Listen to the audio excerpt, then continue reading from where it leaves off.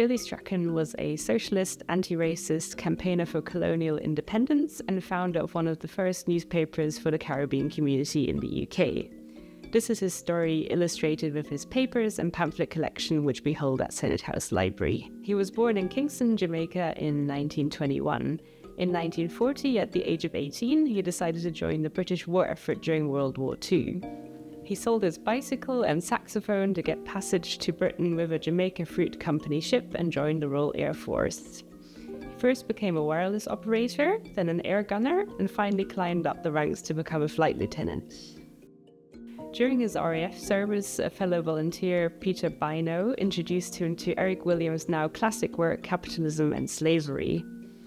This influenced Strachan's lifelong political activism for independence of the Caribbean colonies from Britain and other imperial powers. In 1946, he was demobilized and returned to Jamaica. The same year, he met Dr. David Lewis, who encouraged him to go to London to set up the London branch of the Caribbean Labour Congress.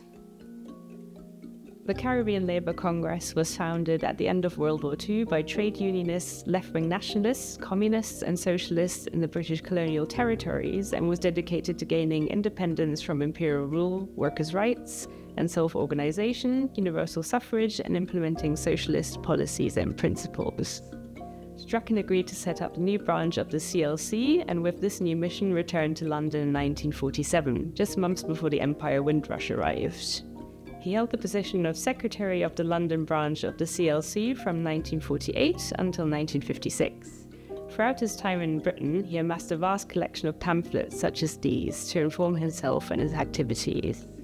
Despite his focus on anti-colonial campaigning, Strachan saw an intrinsic connection between the struggles of his fellow citizens at home and abroad, and the CLC London branch rallied in support of migrants coming to Britain.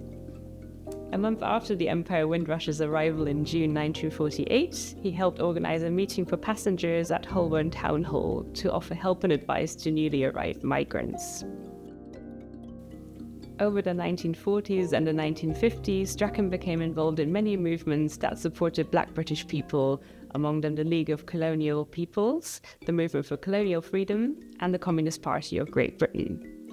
Many campaigns focused on removing the so-called colour bar in British society, which prevented Black people from being promoted in their workplaces or gaining access to housing due to racial bias.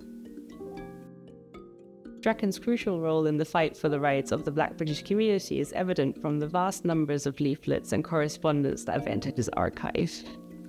In 1952, Billy Strachan founded Caribbean News, one of the first British newspapers aimed at the Caribbean community in the UK. It included news from across Britain, the readers' home countries, and other British colonies. The newspaper gave the newly incoming Caribbean community a platform where their voices could be heard and built a sense of solidarity.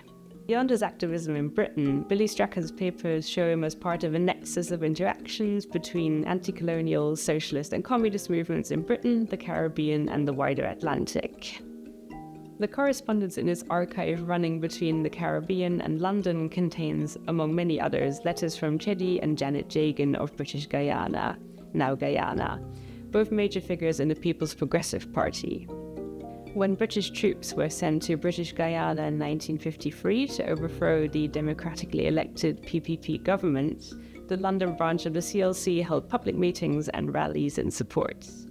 Strachan organised similar events for anti-colonial struggles throughout the mid-20th century, such as the British and US interventions in St. Vincent, Grenada and Haiti.